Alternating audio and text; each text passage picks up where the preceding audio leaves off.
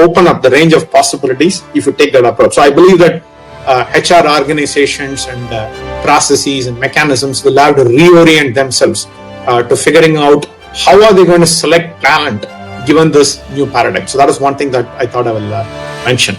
The second big trend that I see is what I call as the dematerialization of interactions, right? And that is what is happening today, right? As part of this event, we are not sitting in one physical location interacting with one another. I'm sure that Satya would have held these events in an auditorium or in a particular venue in the past, but you have adapted, right? And then you have chosen to use the online digital medium. That's what I call as the dematerialization of interactions. Interactions don't have to be physical any longer.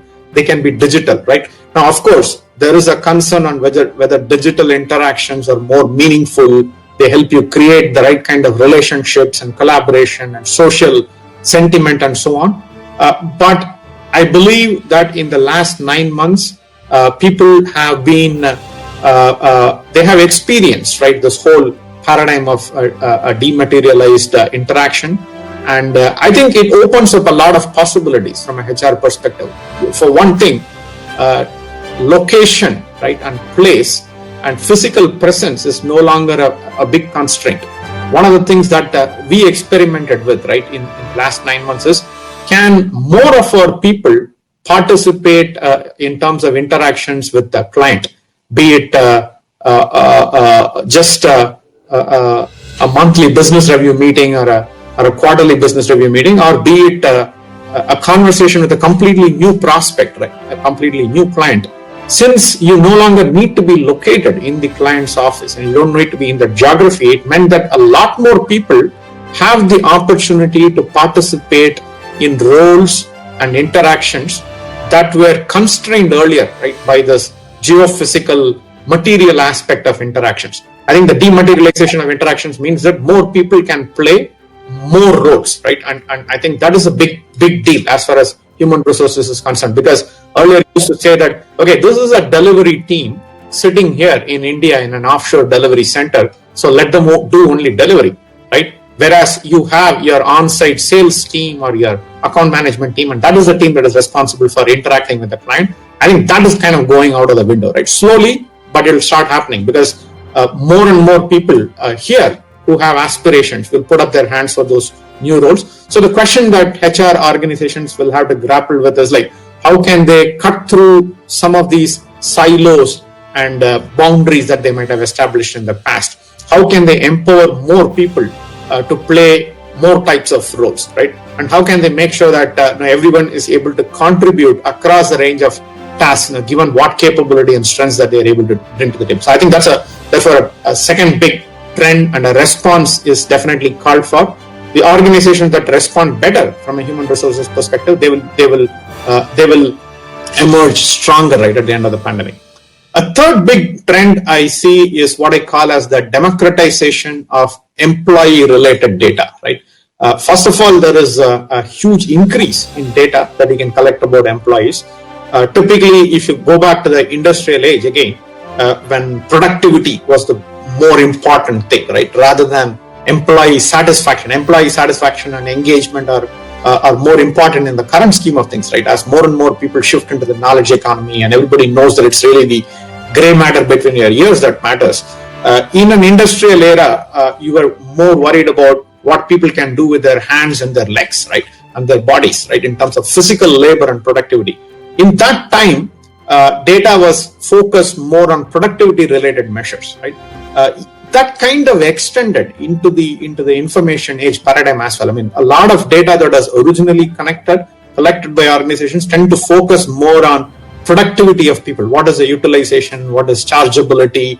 How much time are people spending on this and that and so on? But I think a new paradigm is evolving there again, right? Organizations are measuring employee engagement and motivation, but I think there is a lot more that can be done. I already see the emergence of startups in that space.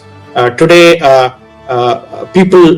most of people wear some kind of a gadget, right, on their arms or on their whatever, right, which even measures things like emotional state, right, well-being, for example.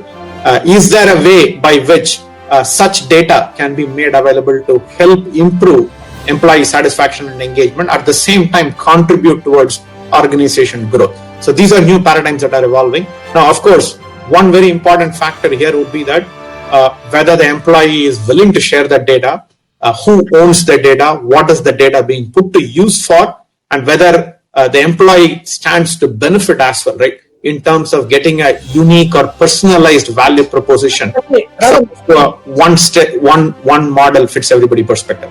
Rajan, let me interrupt you for a moment.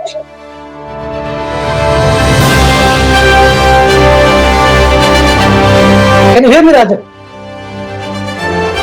Rajan, can you hear me? I can hear you, yeah, of course.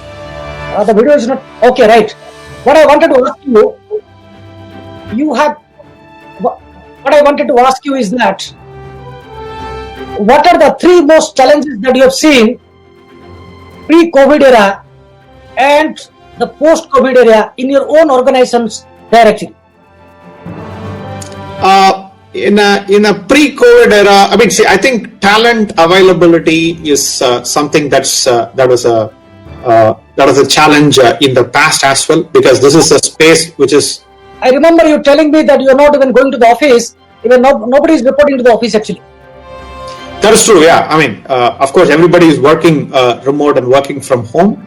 But in terms of challenges, I would say that the top three challenges in a pre-COVID era was more around one, availability of high quality talent and people.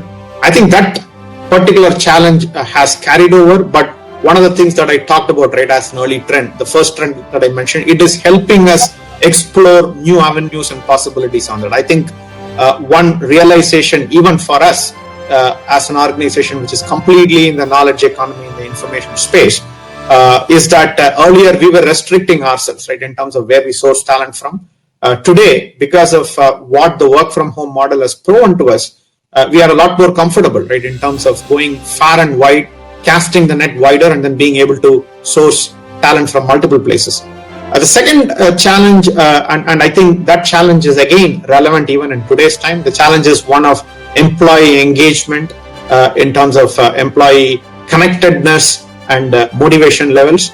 That has assumed a different shape and form in the post-COVID scenario, with people not being able to interact in person, face to face.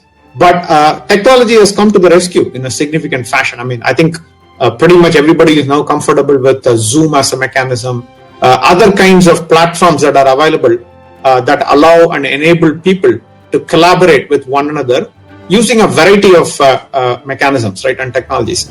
And that means that earlier, if engagement and collaboration was limited by whether a person was in the same office and whether they had the intention and inclination to walk and get into a room and have a physical meeting.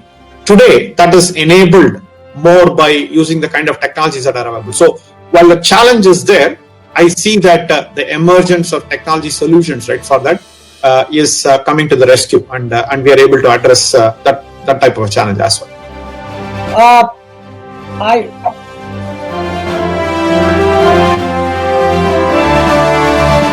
Rajan, I afraid that is the time you have with us. But it has been a wonderful talk, because you spoke at heart and you spoke what are the challenges the current HR managers are facing and how they have to adapt to the changes.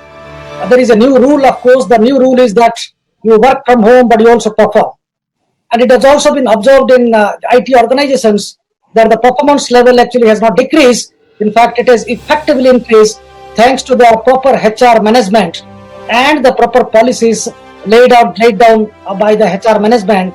And you have been the chief of people's officer.